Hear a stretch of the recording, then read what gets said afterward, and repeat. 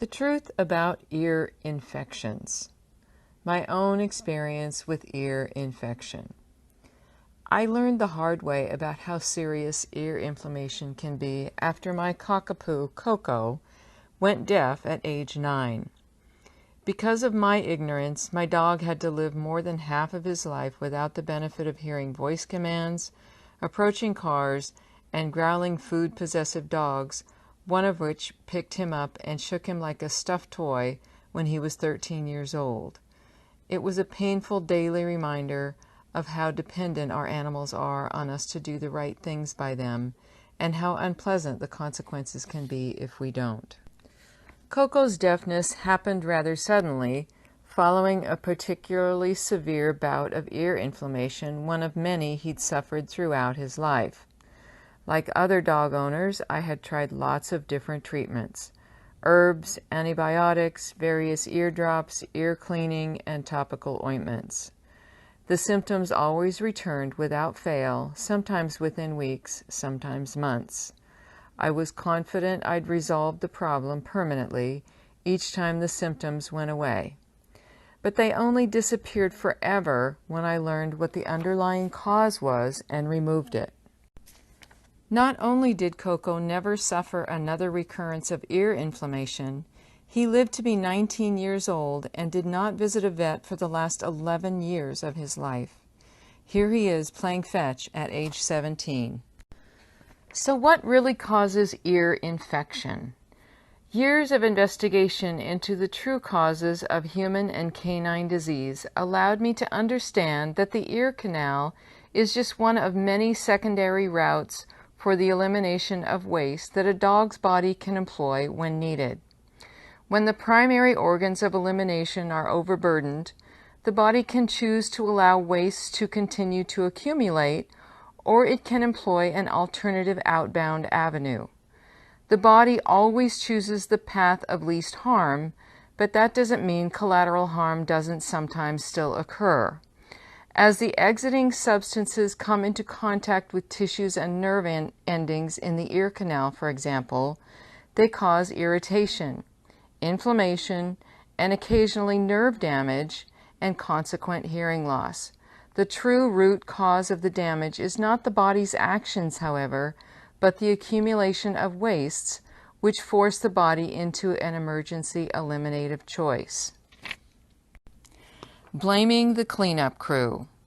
Unfortunately, when the real underlying causes of disease are not understood, people look for scapegoats. In the Middle Ages, evil spirits were blamed.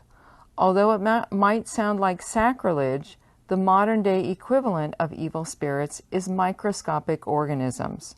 Specifically, in the case of ear inflammation, yeast, mites, and bacteria are thought to be the primary culprits, with factors like moisture and genetic predisposition, i.e. floppy ears, contributing. However, none of these are the actual cause of the inflammation. They are just coexistent symptoms, or at most, minor contributing factors. Amazingly, mites, yeast, and bacteria do dogs and us a favor when they appear in or on a location of the body where wastes have been deposited. It is their job to eat certain kinds of waste that would otherwise threaten to accumulate to such a level as to impair the body's ability to function. They are the body's trash collectors, there by explicit invitation, and without whom life as we know it would not even be possible. Which of them show up is probably dependent on many variables, like the type of waste and its location. It's true that moisture and floppy ears that don't allow proper evaporation help create favorable circumstances. There's a reason why nature never designed a dog's ears to be floppy and long. But, and it cannot be overemphasized given how much we hear to the contrary, these factors are not the primary cause. Everyone knows that when healing is accomplished, inflammation goes away. It is perceived by medical practitioners, therefore, that forcing inflammation to stop will assist or hasten healing. Unfortunately, it's not that simple. Fighting inflammation by means such as anti-inflammatory drugs or herbs not only does nothing to address the causes, it increases the body's internal toxic burden. Inflammation is not a mistake.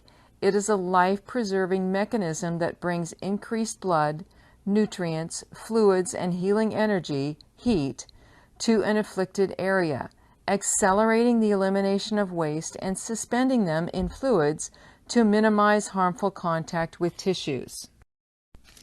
Is moisture a primary cause of ear inflammation? Since it is thought that moisture in the ear canal is what makes the environment favorable to so-called invaders like bacteria, dog owners are often advised to keep their dogs out of the water.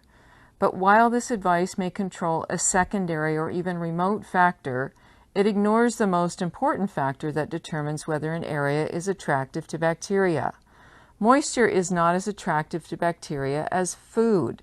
It may be true that yeast and bacteria prefer dark, warm, moist places, but they don't go anywhere unless their food supply is there, and that is waste. Treatments aimed only at getting rid of bacteria are missing the real problem, and that's why they never offer a permanent resolution. It's like killing the flies buzzing around a garbage can instead of just hauling the garbage away and cleaning the can. Bacteria no more cause ear inflammation than flies cause garbage. Does it help to clean the ears?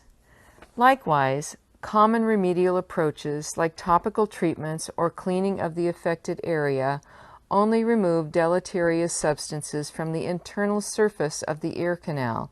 That's like cleaning the garbage can and then putting the garbage back in. While this may offer slight temporary relief to the suffering dog, it carries the negative consequence of allowing the dog owner to delude himself that the real problem has been solved. This is a mistake because it is not the waste that lie on the surface that cause inflammation. It's those that have been deposited in the tissues and are circulating in the bloodstream of the affected area. These can only be addressed by cutting off the source of the internal pollution, which is primarily dietary.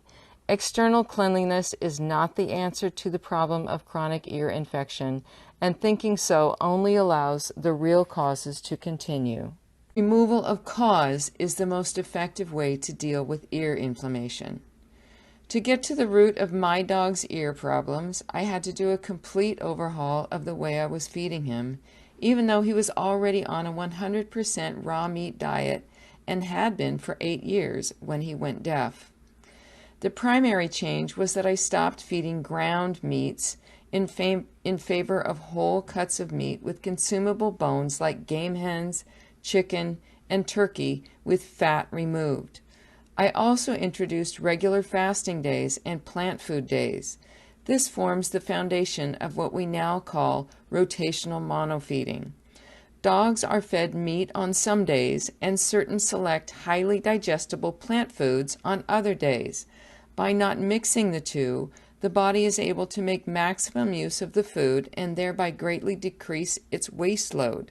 Since excess animal fat in the diet is the primary cause of ear inflammation, the trimming of fats from meat is very important, and the inclusion of plant foods into the diet means overall fat consumption begins to resemble what dogs evolved eating, a diet very low in fat. When this approach is taken, the inflammation resolves itself and does not recur. Fasting. Although it's the best kept secret healing modality on earth for dogs as well as humans, fasting, meaning nothing taken by mouth except water, allows ear inflammation to quickly resolve on its own with no veterinary intervention, no remedies, and no ear cleaning.